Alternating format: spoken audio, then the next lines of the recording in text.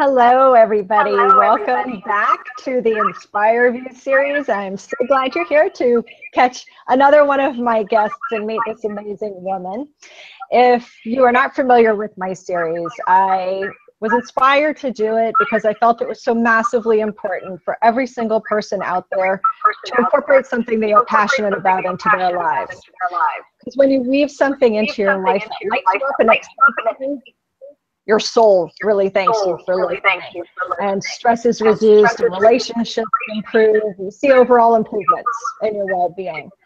And the inspiring people that I introduced to you in this series have overcome obstacles, they've experienced life in all its aspects, and they've incorporated their passions into their lives.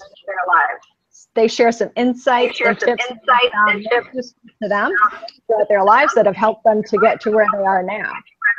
I'm so glad you are joining us on this journey to nurture the spark that keeps the fire of your passion.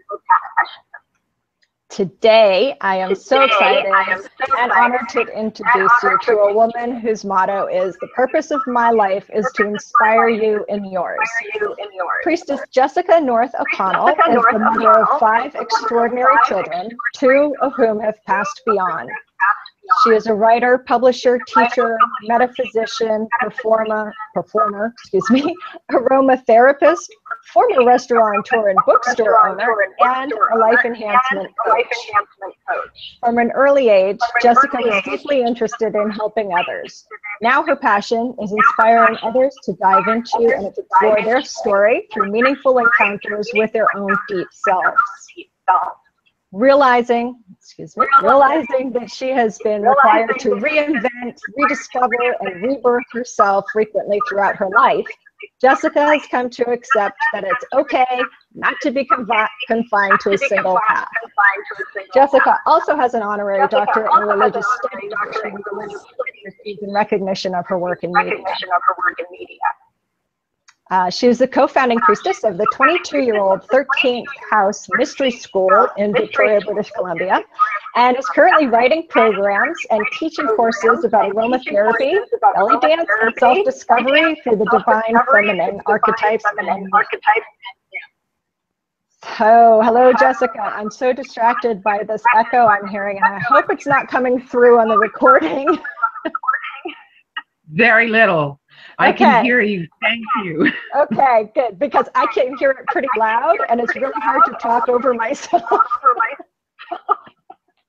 So welcome to this series.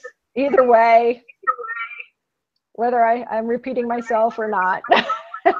It's a pleasure to have you here. Thank you so very much. I just want to say, Cherrise, I think what you're doing is marvelous. And thank you very, very much on behalf of everybody that this is going to touch and reach, because what a wonderful idea. We just really need to be inspirations to one another. Yes, I think so too. And I think having that support grid and inspiring others, it helps everybody to achieve the goals they want and to live the lives they dream of. And to not be too disappointed when life throws them a curveball. Yes, because doesn't that always happen? Yeah, they call that life. Yeah, exactly. So let's go ahead and get started finding out about you. Are you living the life you envisioned for yourself? Like, what did you want to be when you grew up? Oh my gosh, well, when I was 4, I wanted to be a ballerina. And by the time I hit 7, I realized that it probably wasn't going to happen. And I had to rethink myself. So I decided I would be a mother, and then I would just pay attention to what was going on in my life to try and figure out what kind of path I should follow. I've always, though, been very interested in helping other people. That was always the bottom line. By 9, I wanted to be a humanitarian. Wow. And so I've given lots and lots of things away in my life, because it is really the bottom line to be able to help other people. But, you know, at some point you have to eat too. Exactly.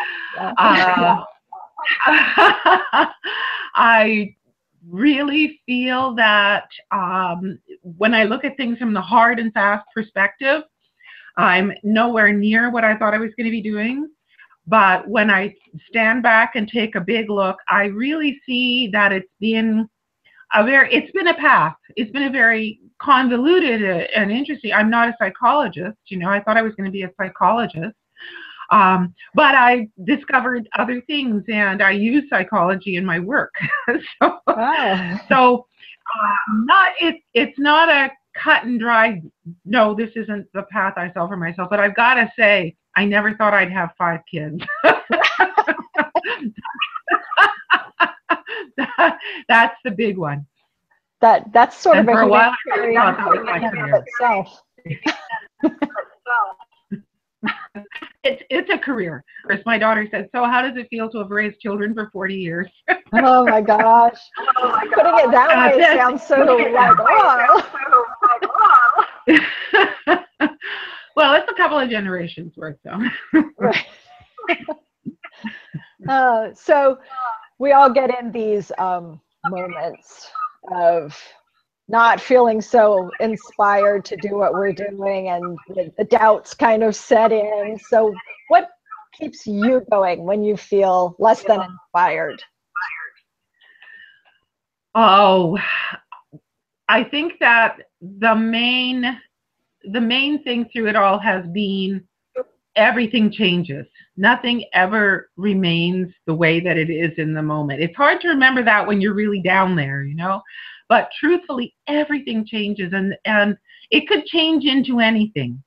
It can be miserable one minute, and then the next minute the sun comes out, and oh my gosh, you feel so differently. So I think the bottom line for me is change, knowing that things will change, knowing that I'm free, more or less, to move in new directions. I don't have to stay in a box. And that's a really big inspiration. And then there's appreciation. I really, really appreciate the natural world. I really appreciate what I find around me. There's a difference, I think, before you can really have gratitude, you have to be able to appreciate. And I think it's very sad that they don't teach things like music appreciation or art appreciation in school anymore, because it's such a critical component to our overall happiness, to be able to appreciate what's going on around us. And, from there we can grow into gratitude. I think without that step, we tend to use gratitude as a punishment. Oh, I'm not being grateful enough. Right. So I think that appreciation, look around, take a breath, and just be inspired by what you see. It doesn't matter what it is. Somebody had to dream it up first. Isn't that miraculous? Yeah, that's so true. That's a beautiful point to make, because I like what you're saying about changes keep you motivated too, because you're right. You could be in a crap mood one moment, and then if you take that moment to appreciate maybe the squirrels running up the tree or something, it can change your whole perspective pretty quickly. Or a kid doing something really cute. Right. That's why people put those funny little videos on Facebook. They really lift you up. They're mood changers. Yeah, I watched one yesterday with this baby monkey was like petting this puppy. Oh. How cute is that? I know. I think I watched it 4 times because I just thought it was the cutest thing. Oh. Yeah, I appreciate them too. Yeah, I know. So we've talked previous to this, so I heard a little bit about your story and challenges that you've gone through. So how do you think that your challenges have made you stronger? I'm here. I got through them. I think that's the big one. When you look back and see what you've been through, one of the hugest challenges I went through, because it just lasted for so long, my way through it was just to know that it wouldn't last forever, and that I would get there one foot in front of another. It's not a particularly inspiring story, But even, yeah, plodding along. But just knowing that, again, you know, there's light at the end of the tunnel. You just have to get to the end of the tunnel and you'll get there, you know. So that's how I made it through a really dark, really difficult time. And, you know, I remember emerging and realizing that I was no longer in that situation, that it had no hold over me. It was not in any way, shape, or form going to influence my life anymore. And it was great. Well, of course, it was a, you know, a relationship. Yeah. Did you have support? Very interesting. Like, did you reach out somehow through that, or were you kind of able to internalize and just know that there was a light at the end of the tunnel and this moment would pass? That it was that every day. Every day. This was not forever. I had the kids. I had to find things that were inspirational for them. We homeschooled for a while. We made friends. We, you know, we kept on living, even though things were very tenuous a lot of the time. And we made it. You know, we made it through. Yeah, and I know that. Yeah, yeah. Yeah, I think a lot of people go through those moments where, but I think that is what makes us stronger, because now that's kind of like one of the tools I have in my energy bag, right? That I experienced something that seemed so scary and daunting at the time, but I came through it. So whenever I feel that way again, I kind of look back to that experience and kind of pull that out and say, you know, it ended and everything worked okay. So it helps with future situations or moments when you feel kind of sketchy about what's going on in life. I think we also have to take a minute and congratulate ourselves when we make that realization. You know, we might not realize it at the moment, but we need to celebrate those moments of recognition for ourselves, for the challenges we've been through. I think I could begin to talk and not stop here. You're okay. You can talk. So I would say, you know, raise that coffee or raise that champagne or raise that wonderful sparkling water and go, yes, to me, to life. Yeah, and recognize ourselves for surviving. I agree. I think we don't do that probably enough. We just move right on to the next thing. We get on to the next thing, yeah. And it's overwhelming. The other thing that I think is very important, and I'm glad that there's increasing awareness of it, is self-care. We really need to pay more attention to how we care for ourselves, because it's so much easier to manage and cope when your glass is full than it is when your glass is empty.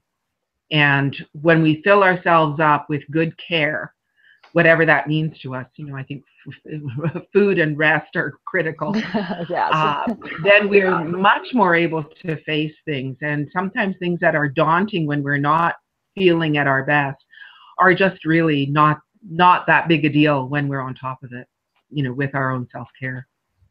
Yeah, I agree. And as women, I think we tend to put ourselves last in line for nurturing. So it is important. And I agree with you. I think it's becoming more of a focus lately, how important it is for us to fulfill ourselves and not feel guilty about taking the time for self-care.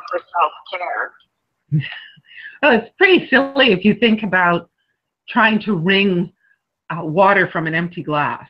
You know, there's nothing left to give if that glass is empty. So I don't think the glass feels guilty. Right. What is, right? It's empty. So we really need to make sure that the glass is full. Or reasonably. It's a point that we probably a good idea for some of us might be to even put a Post-it note on our bathroom mirror or something, just reminding us to take a moment. And it can be anything. I think a lot of people think of self-care has to be some big luxurious thing, but it could be as simple as taking an hour to read a favorite book, or you know, a bath, just having even 30 minutes of alone time to kind of relax and restore is self-care. And getting a glass of water and a few deep breaths, you know, stopping for a minute is self-care. Instead of constantly, you know, thinking about the next thing that needs to be done. Sometimes we just need to stop, gather ourselves in. I've constantly got lists running through my head, so I know. and then. Yeah, I tended to be a little compulsive in my life. Yeah, it's hard, but when you become aware of it, you pay attention to it more. I mean, I remember a time in my life where I didn't really think about that at all until I was so burnt out. So now that I'm more aware of how important it even is, I actually take the time and I'm like, hey, I need to just take a moment, you know? Yeah, burnout's not a good place to work from. And everybody suffers that's around you. Oh, absolutely. What's wrong with her? Right, exactly. Yeah. So let me ask you, because you've done so many wonderful things, from publishing a magazine and your restaurateur ship and the books or everything. You must have some influences in your life, or people who influenced you. Could you share a little bit about that? You know, they really are too many to name. I find inspiration in so many places. But this morning, I'm particularly grateful to Joseph Campbell. And because he said, follow your bliss. And I really come back to that a lot. You know, does this feel right? Does this feel good? You know, what's in this that is uplifting and supportive of life? And I really think it's a great check-in point on a regular basis. And, you know, he was so inspired and so excited about life. And I loved that about him. And another person who really, really inspired me was Starhawk, who, you know, really walks her talk. You know, she's an activist. She teaches people how to not get run over, to stand up for what they believe in, and to be very aware that there are consequences for taking a stand that isn't popular, and how to deal with that. And I really have a lot of respect for somebody who really, truly walks their talk, epitome of that for me. And then, you know, there are a lot of other people too. Yeah, like Elvis. Right. Kind of like I started playing guitar because of Elvis Presley. I was 4.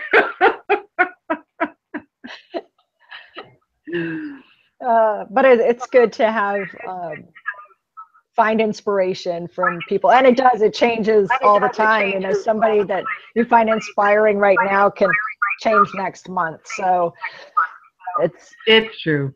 Yeah, I found that, especially in the field of music, which was really why I left. I left the field. I gave it a lot of thought. Music was always a part of my life. I was into performance. People were starting to know who I was, and I was writing, and I loved it. But I just met too many people who didn't inspire me. Let's just put it that way. Right. And the whole industry seemed, you know, much bigger than somebody little like me, and I just didn't want to take it on. I just thought, you know, I don't want to turn into what I'm looking at. So I think it works both ways. You have to be able to look at what your passion is and whether or not you're jeopardizing your passion by putting yourself in a place where you're at risk. And, you know, I'm not saying don't do it, just be very, very aware of it. And sometimes you have to look harder for your inspirations there, or for your those people who can help you inform your path in a positive way. Right. Yeah, that is important to be aware of, because sometimes people want something so badly. Sometimes people may want something so badly that they kind of overlook like their values or how they really wanted to pursue something, and then they end up going down a different path. And become, you know, disillusioned by it and jaded. And yeah, I've seen that as well. So it's important to nurture our inspiration and our passion. Mm-hmm. So we sometimes don't think about. Right. Are there some things in your many ventures? We'll talk about, you know, a little bit of entrepreneurship in a second. But is there anything that maybe you wish you knew then that you know now that might have helped you along the way, and anything in particular?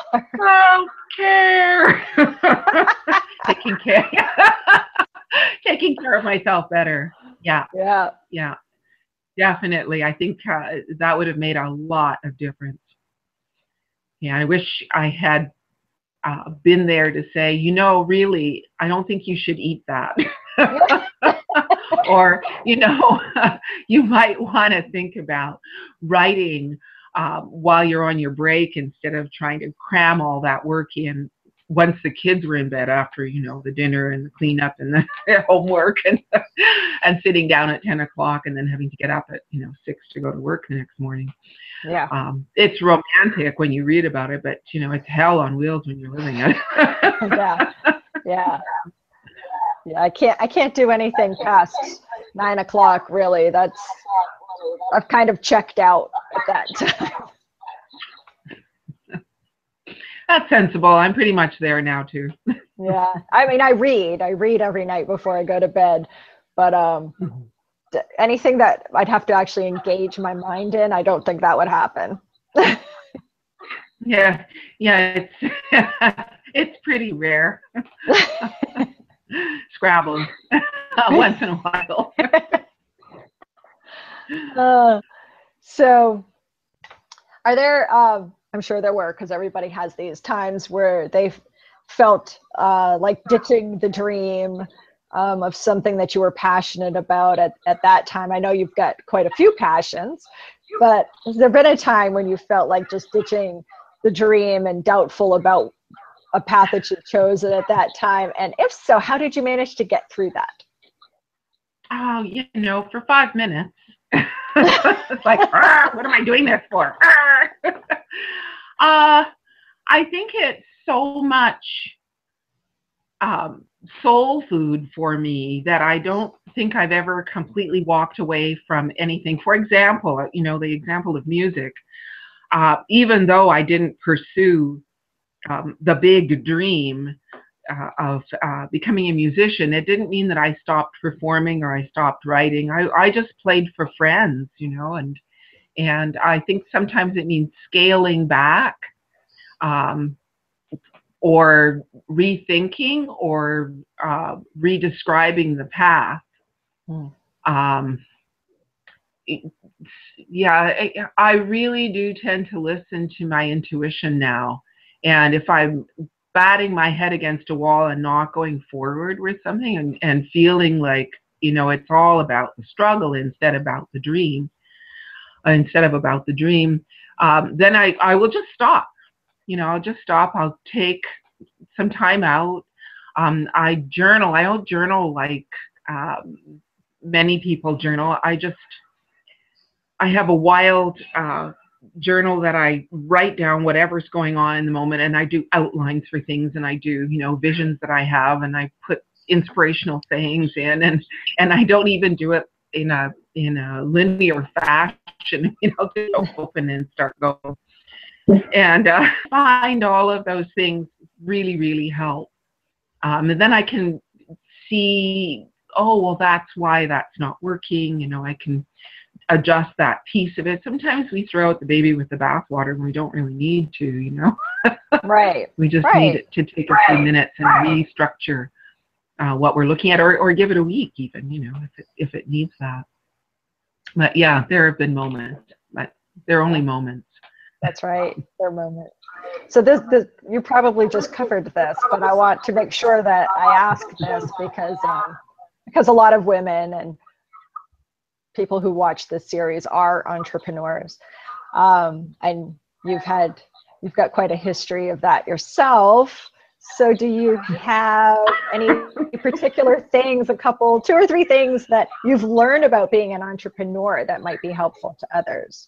In addition to, I mean, what you just said probably covers that, but in case there's anything else. Well, you know, self-care. Self-care. I think we should. I'm going to have to put one of those big things, you know, like an explosion across the screen that says self-care. Self-care. I think we sometimes get in our own ways by realizing that, you know, we don't know everything. We tell ourselves, well, I'm doing this, I should know that, or I should know how to do that. And, you know, believe me, I've been really fighting with my website. Don't be afraid to ask for help. You know, I think it's so huge. If you don't know something, don't be afraid to ask for help. You don't need to take all of the information or all of the advice that you're offered. It gives you something, though, to sift through and to see what makes sense to you. Some people will try and don't know, and then they'll try and implement everything that somebody else tells them. We saw this a lot with the restaurant, you know, because we couldn't help noticing what other people in restaurants were doing. And we saw a lot of restaurant failures where the people maybe didn't have quite the background that my husband had. And they wanted to please their customers. So, you know, somebody didn't like roast beef, so they took it off the menu. Well, you know, somebody else really missed the roast beef. Right. You can't take everybody's advice to heart.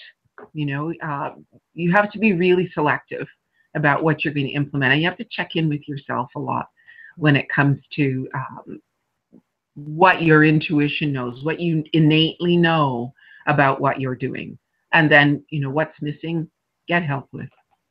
That makes perfect sense. I've been hearing that from a lot of people too, to really don't negate your own feelings about something. Because it usually ends up not so good when you do that. Well, it's, you know, you make the best you make the second best anybody else. My mother used to say that. Right. That's great. Like, oh yeah, right. This is my thing. I can't do it as though I'm Joe. I have to do it like I'm me. I love that.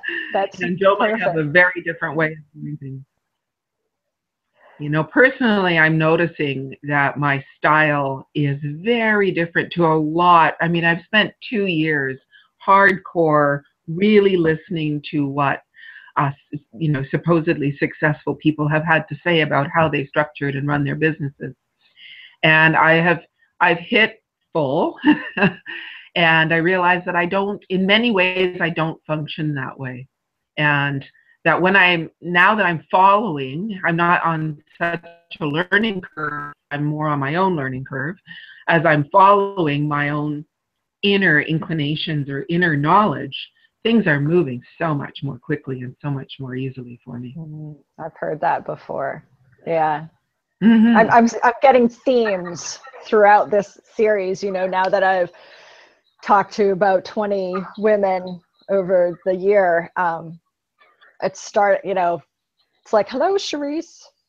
It's kind of like little reality check. Cherrise, pay attention to this, because there are running themes that definitely everybody shares that obviously means something. So. Yeah, and you know, I've been an entrepreneur since I was 20, so I'm 64 now. So I've learned a few things. A few. Just dabbled in it a little bit. A little around the edges. Is there anything you want to share about like your current projects or things that you're doing right now? I'm in love. I'm in love. I'm so excited about writing programs. This is, well, you know, I'm a teacher and I've written courses. Oh, I think I wrote my first actual course when I was under 30. So I've been doing it for a long time, but I'm so excited about what I'm doing because I'm taking a completely different approach. I'm incorporating other media, which of course some things weren't available at that time. We now have video. We now have, you know, we can do meditations. We can do all of these wonderful things to add to our offerings. And so I'm, you know, exploring that world. Because I'm an oldster, you know. I mean, I have kids who were born in the computer age, but I wasn't. So it's more of a challenge for me in many ways to work with. Love it. I adore it. I think the internet is just one of the best things that could have happened. But oh my gosh. We wouldn't have met if it wasn't for the internet, right? So that's it. You know, I've been able to find old friends and reconnect, and that's wonderful because I think I just finished reading a book by Amanda Palmer called The Art of Asking, and in it she talks about the net, and she means the community spread across the world. For her, it was because she's a performer and she travels here and there and does shows so people know who she is. And they're drawn together, and then they meet one another and they help one another. And it forms an international community where people have more than just something in common. They actually form relationships. And I really think that that's an important aspect of what we are doing here. We are closing some of those gaps. We are opening up to more understanding between people in completely different parts of the world. And we're creating a net of people, a network, but a net where we draw together and we make the fabric of life something that is strong and supportive of us and valuable to us. It's the most exciting work I've ever done, I think. Oh, it's amazing. I love that whole concept of a net. It feels supportive, you know, like a net. It's there to catch you. And to catch you. Mm-hmm. Exactly. And surprisingly, I'm just going to, you know, go out on a limb here for a second and say that when you look at the old Neolithic patterns that are being discovered by archaeologists, one of the patterns that shows up is the net. So we've known about this for a long time. We've known about the importance of being interconnected with one another for a long, long time. We're coming back to it. Good. It's about time. It's about time. Oh, overdue. Yeah, I agree. So I took a quick glance at your free gift, and it is so God, I don't even know, so cool, and it's so informative. So I haven't had a chance to read it all the way through yet, but it's really neat. So could you just share a little bit about that? And I want to let everybody know that link will absolutely be available on my website, but go ahead and share what it is. Well, it's actually my first ebook. I got this idea. I got up one day and I had this idea, oh my gosh, I have all of these articles that I was originally commissioned to write about the goddess. And of course, the period of time that I was writing in, we were more academically inclined. So there's a little bit more of an academic approach rather than a personal approach, but it couldn't stay out of my work altogether. And there are a couple of articles which directly relate to my own life and work with archetypes. So it is a collection of pieces about different aspects of the goddess from different cultures, from different periods in history. and how those come to play in our modern life. That's And really... there's a lot of it. It's like a 54-page ebook, I think, something along those lines. 52, 54 pages. It's about that, I think, yeah. Yeah, Lots of... they're tending to get longer. Lots of images, lots of references, sometimes little inspirational quotes or things to make us think. And of course, the introduction is written from today's point of view, and I'll just let that speak for itself. But I hope that people enjoy it. Yes, it's a good read for self-care.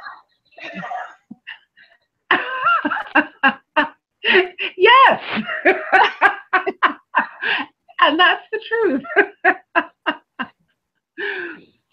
Yes, I teach a course called Goddess, She of 10 Billion Names, because it's a play on one of the titles of Isis, or Auset, the Egyptian goddess. She was called She of 10,000 Names. And looking at that, I interpreted it as, oh, there is a representation of the divine feminine for every person that exists. So we all belong here. You know, there's room for us all. It's inclusive. And that's something that I hope that the ebook will help people to understand, that we're, you know, there's room for us all. We're all in this together. Beautiful, beautiful. So again, everybody will find your bio, probably a little more information about you, and the link to your gift at CherriseBoucher.com under the Inspire View Series tab. And if you're on my newsletter, every 2 weeks you get updates on this, so you've got links right there in it. So if you have not signed up for that, just go to CherriseBoucher.com/InspireViews and you can sign up, and that way you're always kept in the loop. And also, gosh, we'll have your information on there that people can reach out and contact you as well, Jessica. And thank you. I want to thank you so much, because you've provided some really valuable insight and tips for sure today. And I want to thank you so much for participating in the Inspire View series with me, because it's been beautiful to connect. And thank you so much, Cherrise. It's just been so great to meet you and to be inspired by you in turn, and to, yeah, inspiration. There's no end to it. And I'm really looking forward. Go ahead. I'm really looking forward to hearing some of the other speakers. Oh, good. They're all there. I at one point was making it available only to people who had signed up, but then I felt that I just really felt like listening to my intuition, that I wanted to share it freely, and I wanted all my guests to be able to share it freely. So it's just available on my website and also on my YouTube channel, so that everybody can watch whenever they feel like it. There's no time block or anything. So take some self-care time and listen to an interview. That sounds perfect. Terrific. Well, thank you again. I will stay tuned for the next Inspire View interview. I'm going at least until the end of 2015 with this. So thank you to all who watch and listen to this as well.